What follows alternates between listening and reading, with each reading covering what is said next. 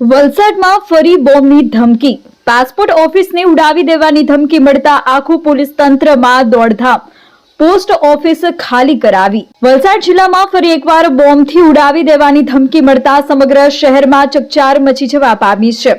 પ્રાપ્ત વિગતો અનુસાર વલસાડ પાસપોર્ટ ઓફિસને બોમ્બથી ઉડાવી દેવાની ધમકી આપવામાં આવી છે, જેના પગલે પોલીસ તંત્ર એલર્ટ મોડ પર આવી ગયું છે.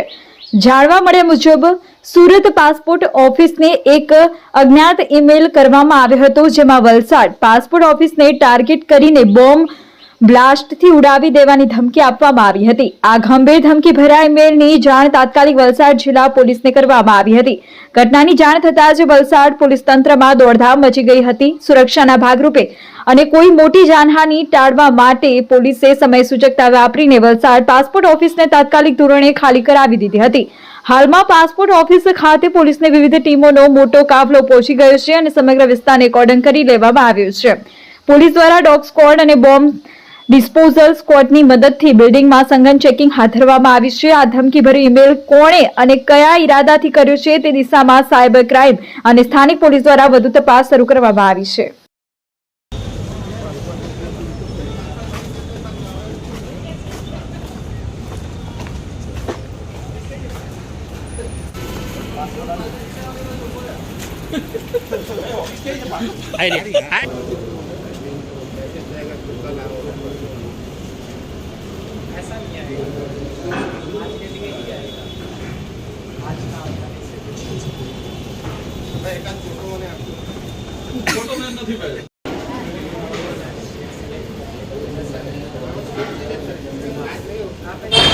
જે.આર. વસી, senior superintendent post office Valsad.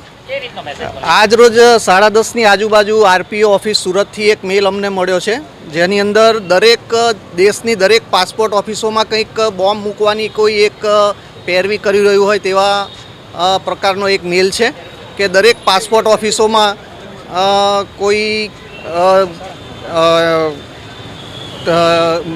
Bomb મૂકી અને પાસપોર્ટ ઓફિસને ઉડાવી દેવાનો એક મેલ અમને મળ્યો છે, જેને આધારે અને જેના સંદર્ભમાં અમે તરત જ કલેક્ટર ઓફિસને, ડીએસપી ઓફિસને અને ફાયર બ્રિગેડને જાણ કરી છે, જે તરત ત્વરિત પગલાં લઈ રહ્યું છે અને બોમ્બ સ્ક્વોડ વાળા પણ આવીને એને ચેક કરે ત્યાર પછી અમે અમારી આગળનું કાર્યવાહી કરીશું. તો અત્યારે લેટેસ્ટ આટલી અમારી પાસે માહિતી છે. સુરત પાસપોર્ટ ઓફિસમાં એક ઈમેલ આવેલો, એમાં એવું લખેલું હતું કે પાસપોર્ટ ઓફિસમાં સાયનાઇડ ભરેલા સિલિન્ડરો મૂકવામાં આવેલા છે, આરડીએક્સ ભરેલા, અને જે 12 ને 10 કલાકે બ્લાસ્ટ થશે, જેથી સુરત પાસપોર્ટ કચેરીએ તેની તમામ અંડરમાં આવતી પાસપોર્ટ કચેરીને જાણ કરી હતી. આ બાબતે તમામે ખાતરી કરી લેવી, જેથી વલસાડ પાસપોર્ટ કચેરીમાં પણ આ બાબતે ફોન આવતા તકેદારીના ભાગરૂપે એમાં પણ કંઈ હોય નહીં એ બાબતે હાલમાં તપાસ ચાલુ છે અને બીડીએસ ટીમને બોલાવડાવીને એમાં પણ કંઈ શંકાસ્પદ છે કે નહીં એ બાબતે જરૂરી તકેદારી રાખી આજુબાજુનું પરિસર અને બધું ખાલી કરવામાં આવી રહ્યું છે. અને આજુબાજુ જે બિલ્ડિંગો આવેલા છે, સરકારી બિલ્ડિંગો છે, એમાં તકેદારીના ભાગરૂપે કંઈ શંકાસ્પદ વસ્તુ મળી આવે કે ન મળી આવે એ બાબતે અત્યારે ખાતરી કરવામાં આવી રહી છે અને બીડીએસ ટીમ આવશે એટલે આખું કેમ્પસ ચેક કરીને પછી આગળની કાર્યવાહી કરવામાં આવશે. અમારી લાઈવ ન્યૂઝ 24 ચેનલને સબસ્ક્રાઇબ કરો, બેલ આઇકોન દબાવો, જેથી આવનાર ન્યૂઝ અપડેટ્સની નોટિફિકેશન આપ સુધી સૌથી પહેલા પહોંચે.